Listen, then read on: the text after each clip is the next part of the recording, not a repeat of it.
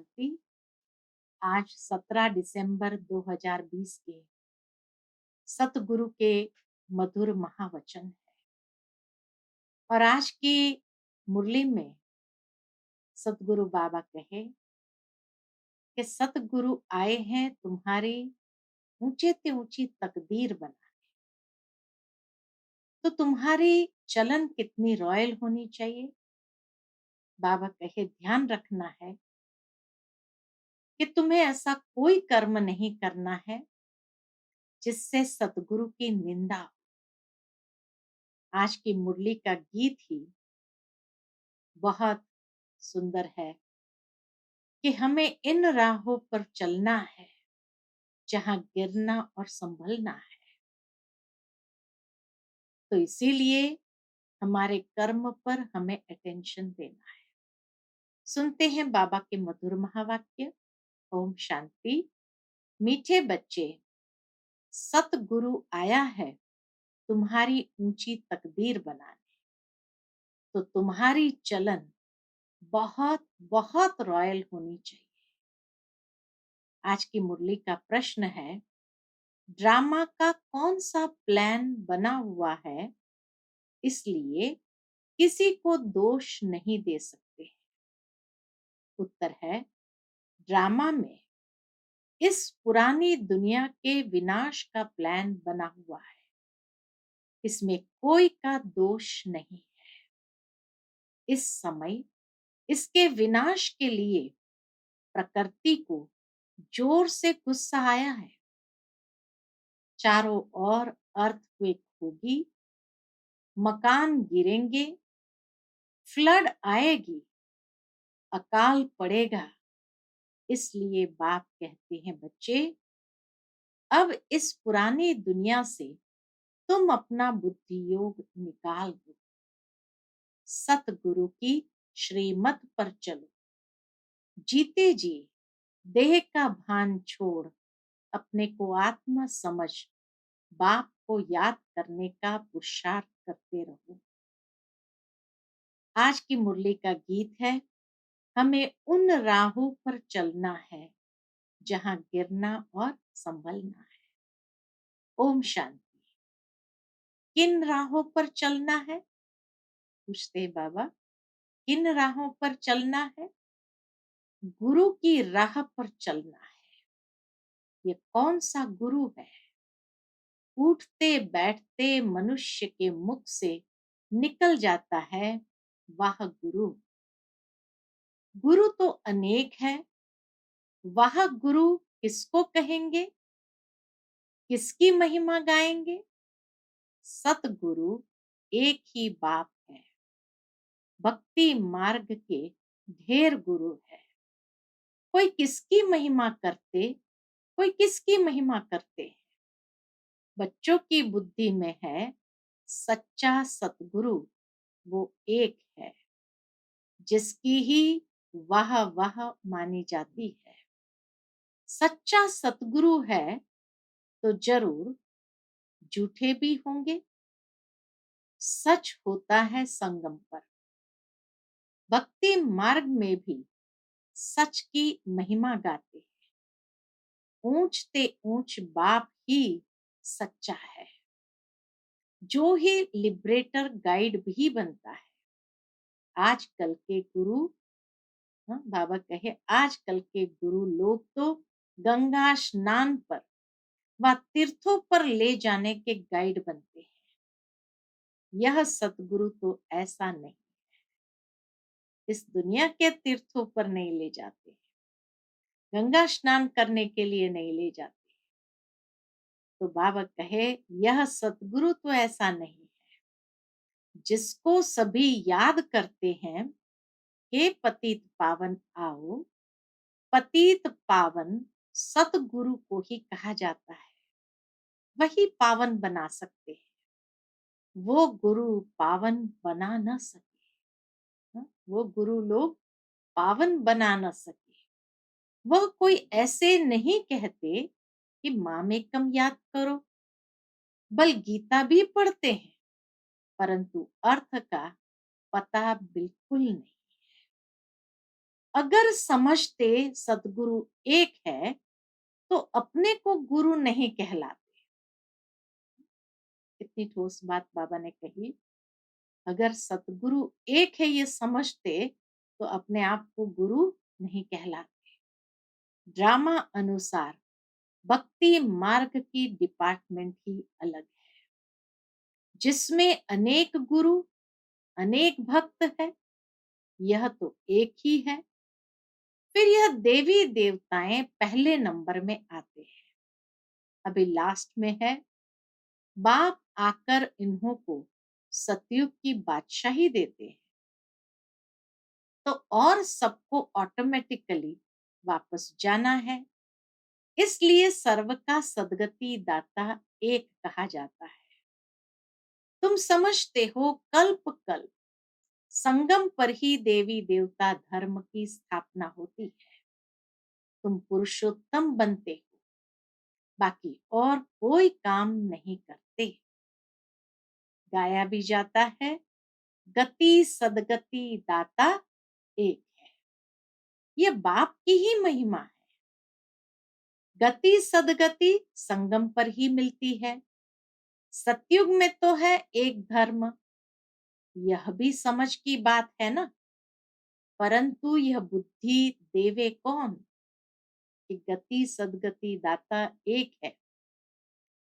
तुम समझते हो, बाप ही आकर युक्ति बताते हैं, श्रीमत देते हैं। किसको? आत्माओं को।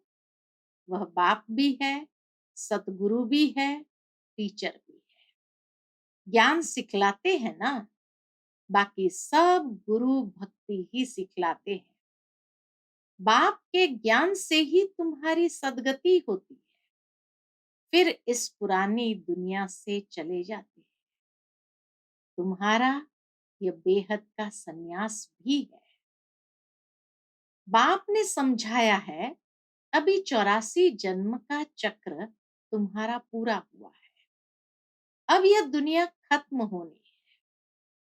जैसे कोई बीमार सीरियस होता है तो कहेंगे अब यह तो जाने वाला है, उसको याद क्या करेंगे। शरीर खत्म हो जाएगा, बाकी आत्मा तो जाकर दूसरा शरीर लेती है। उम्मीद टूट जाती है।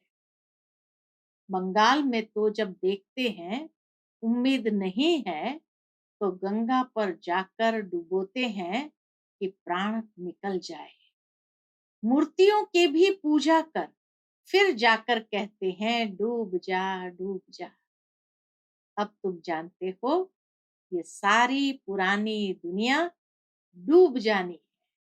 बाबा कहे ये सारी पुरानी दुनिया डूब जानी है। फ्लड्स होंगी, आग लगेगी, भूख में मनुष्य मरेंगे, यह सब हालतें आनी है। अर्थक्वेक में मकान आदि गिर पड़ेंगे। इस समय प्रकृति को गुस्सा आता है। किस पर गुस्सा आता है? मनुष्य पर। तो इसीलिए बाबा कहे इस समय प्रकृति को गुस्सा आता है तो सबको खलास कर देती है। दिखाते हैं ना शास्त्रों में, रौद्र रूप धारण करती है। यह सब हालतें सारी दुनिया के लिए आनी है। अनेक प्रकार का मौत आ जाता है।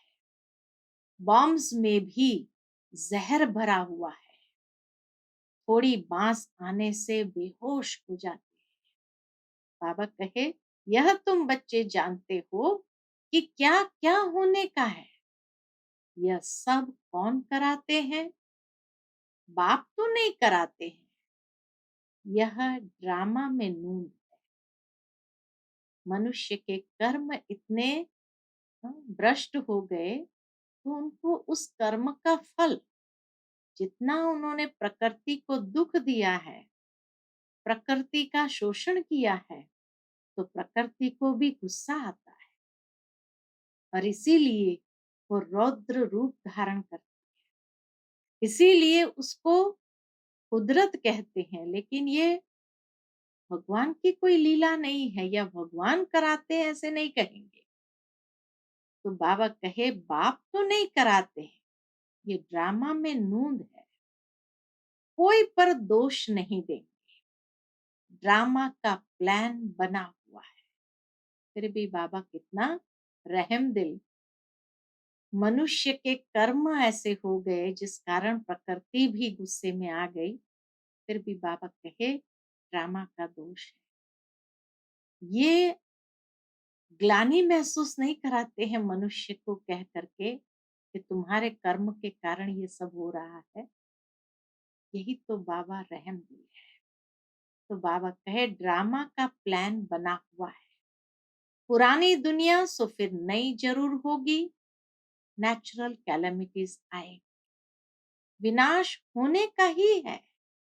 इस पुरानी दुनिया से बुद्धि का योग हटा देना, इसको बेहद का संन्यास कहा जाता है। अब तुम कहेंगे वाह सतगुरु वाह, जो हमको ये रास्ता बताया, बच्चों को भी समझाते हैं। ऐसी चलन नहीं चलो जो उनकी निंदा हो, जो सतगुरु की निंदा हो। तुम यहाँ जीते जी मरते हैं। क्या करते हैं हम?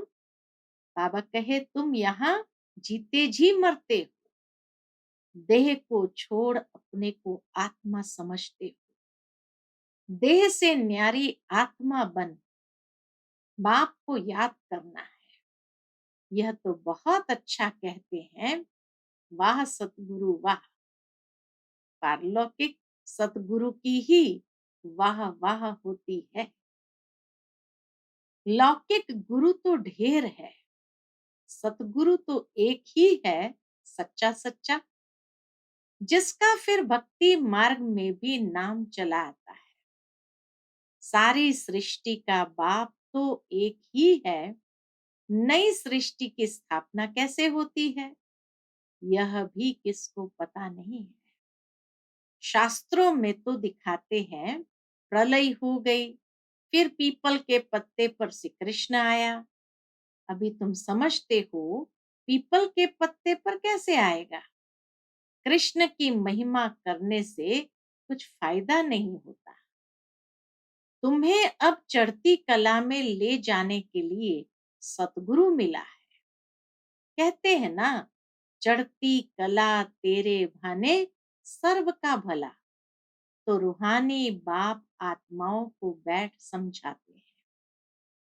84 जन्म भी आत्मा के लिए है। हर एक जन्म में नाम रूप दूसरा हो जाता है, वही का वही नहीं चलता है। ऐसे नहीं कहेंगे फलाने ने 84 जन्म लिए हैं। नहीं, आत्मा ने 84 जन्म लिए, फलाने ने 84 जन्म नहीं लिया। आत्मा ने 84 जन्म लिया। शरीर तो बदलते जाते हैं। तुम्हारी बुद्धि में ये सब बातें हैं। सारी नॉलेज बुद्धि में रहनी चाहिए। कोई भी आए तो उनको समझाएं। आदि में था ही देवी देवता का राज्य, फिर मध्य में रावण राज्य हुआ। सीढ़ी उतरते रहे। सतयुग में कहेंगे सतो प्रधान, फिर सतो रजो तमो में उतरते हैं। चक्र फिरता रहता है। कोई कोई कहते हैं बाबा को क्या पड़ी थी जो 84 के चक्र में हमको लाया। लेकिन यह तो सृष्टि का चक्र अनादि बना हुआ है। इनके आदि मध्य अंत को जानना है। मनुष्य होकर अगर नहीं जानते तो वह नास्तिक है। जानने से तुमको कितना ऊंच पद मिलता है। यह पढ़ाई कितनी ऊंच है। बड़ा इम्तिहान पास करने वाले की दिल में खुशी होती है ना, हम बड़े ते बड़ा पद पाएंगे। तुम जानते हो यह लक्ष्मी नारायण अपने पूर्व जन्म में सीख कर फिर मनुष्य से देवता बने। यह पढ़ाई से यह राजधानी स्थापन हो रही है। पढ़ाई से कितना उच्च पद मिलता है, वंडर है ना। इतने बड़े बड़े मंदिर जो बनाते हैं अथवा जो बड़े बड़े विद्वान आदि है, उनसे पूछो सतयुग आदि में इन्होंने जन्म कैसे लिया, तो बता नहीं सकेंगे। तुम जानते हो, यह तो गीता वाला ही राजयोग है। गीता पढ़ते आए हैं, परंतु उससे फायदा कुछ नहीं। अब तुमको बाप बैठ सुनाते हैं। तुम कहते हो बाबा, हम आपसे 5,000 वर्ष पहले भी मिले थे। क्यों मिले थे? स्वर्ग का वर्षा लेने, लक्ष्मी नारायण बनने के लिए। कोई भी छोटे बड़े बूढ़े आदि आते हैं, ये जरूर सीख कर आते हैं। एम ऑब्जेक्ट ही यह है। सत्य नारायण की सच्ची कथा है ना। यह भी तुम समझते हो, राजाई स्थापन हो रही। जो अच्छी रीति समझ लेते हैं, उनको आंतरिक खुशी रहती है। बाबा पूछेंगे, हिम्मत है ना राजाई लेने की? कहते हैं, बाबा क्यों नहीं, हम पढ़ते ही है नर से नारायण बनने। इतना समय हम अपने को दे समझ बैठे थे। ये है मीठी मीठी बाबा के साथ की रूह रूहान। तो बच्चे क्या कहते, इतना समय हम अपने को दे समझ बैठे थे। अब बाप ने हमको राइटियस रास्ता बताया है। देही अभिमानी बनने में मेहनत लगती है। घड़ी घड़ी अपने नाम रूप में हंस पड़ते हैं। बाप कहते हैं, इस नाम रूप से न्यारा होना है। अब आत्मा भी नाम तो है ना। आत्मा ये भी तो नाम है ना। बाप है सुप्रीम परम पिता। लौकिक बाप को परम पिता नहीं कहेंगे। परम अक्षर एक ही बाप को दिया है। वह गुरु भी इनको कहते हैं। तुम सिख लोगों को भी समझा सकते हो। ग्रंथ साहिब में तो पूरा वर्णन है, और कोई शास्त्र में इतना वर्णन नहीं है जितना ग्रंथ में। जब साहब सुखमणि में है, यह बड़े अक्षर ही दो है।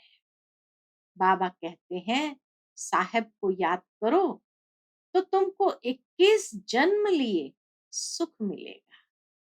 इसमें मूंझने की तो बात ही नहीं। बाप बहुत सहज करके समझाते हैं। कितने हिंदू ट्रांसफर हो जाकर सिख बने। बाबा कहे, कितने हिंदू ट्रांसफर हो जाकर सिख बने। तुम मनुष्य को रास्ता बताने के लिए कितने चित्र आदि बनाते हो, कितना सहज समझा सकते हो। तुम आत्मा हो, फिर भिन्न भिन्न धर्म में आए। यह वैरायटी धर्मों का झाड़ है, और कोई को यह पता नहीं है कि क्राइस्ट कैसे आता है। बाप ने समझाया था, नई आत्मा को कर्म भोग नहीं हो सकता। क्राइस्ट की आत्मा ने कोई विकर्म थोड़ी किया जो सजा मिले। वह तो सतो प्रधान आत्मा आती है, जिसमें आकर प्रवेश करती है, उनको क्रॉस आदि पर चढ़ाती है। क्राइस्ट को नहीं, जीसस को क्रॉस पर चढ़ाया। वह तो जाकर दूसरा जन्म ले बड़ा पद पाती है। क्राइस्ट की आत्मा तो दूसरा जन्म ले बड़ा पद पाती है। तो सजा मिलने से पहले तो वो उस शरीर से निकल जाती है। पोप के भी चित्र है, क्योंकि जिस धर्म की स्थापना की, उस धर्म की पालना भी करनी है। तो इसीलिए बाबा कहे, वो बड़ा पद पाती है। कौन सा?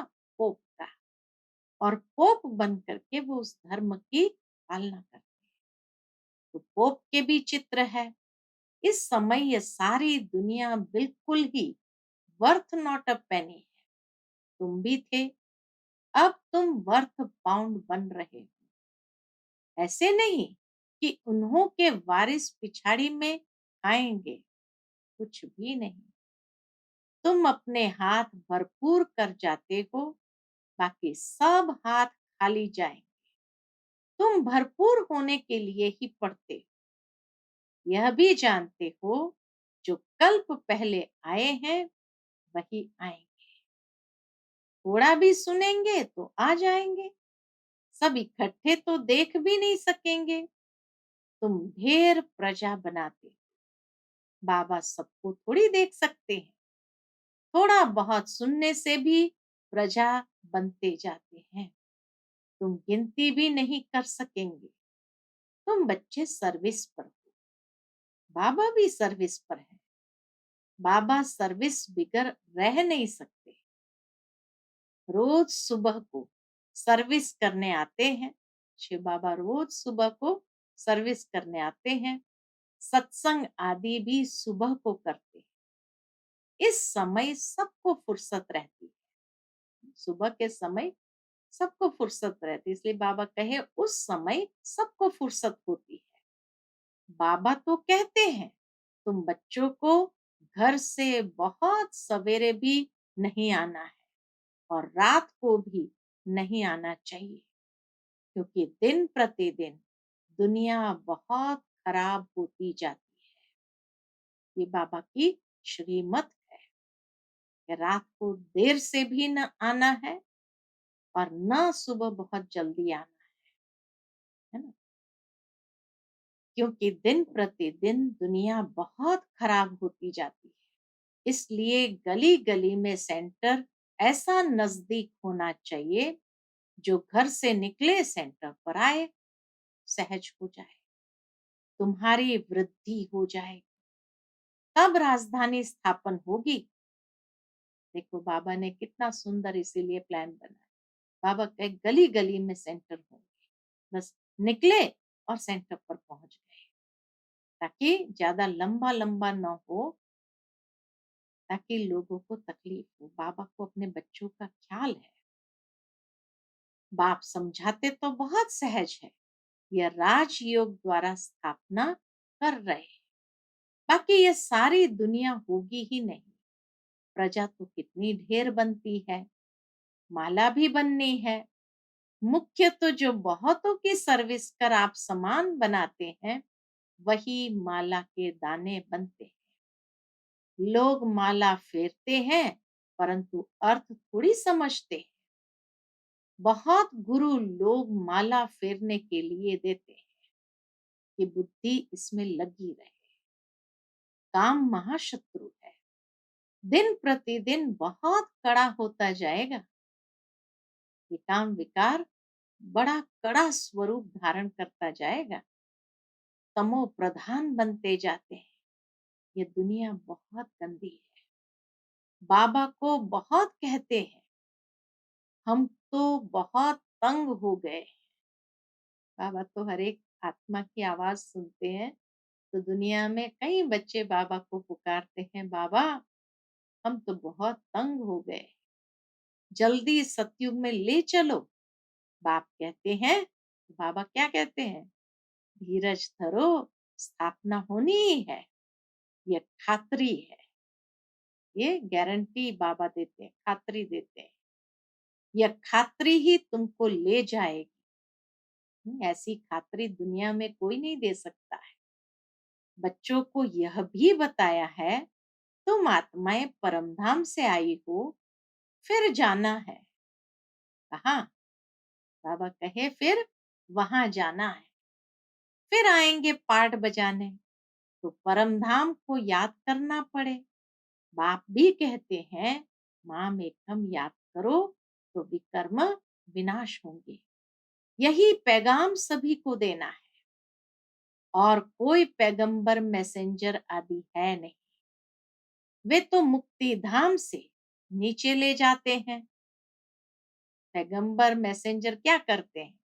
तो बाबा कहे वे तो मुक्ति धाम से नीचे ले आते हैं, फिर उनको सीढ़ी नीचे उतरना है। जब पूरे तमो प्रधान बन जाते हैं, तब फिर बाप आकर सबको सतो प्रधान बनाते हैं। तुम्हारे कारण सबको वापस जाना पड़ता है, क्योंकि तुमको नई दुनिया चाहिए ना, यह भी ड्रामा बना हुआ है।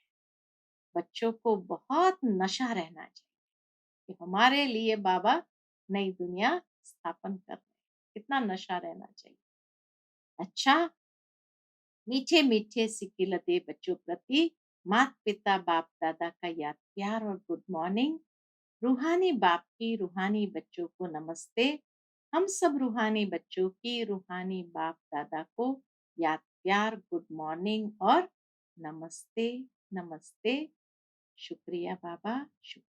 आज की मुरली से धारणा के लिए मुख्य सार है। पहली पॉइंट, इस देह के नाम रूप से न्यारा होकर देही अभिमानी बनना है।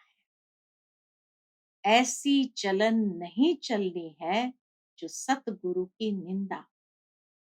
दूसरी पॉइंट, माला का दाना बनने के लिए बहुतों को आप समान बनाने की सेवा करनी है।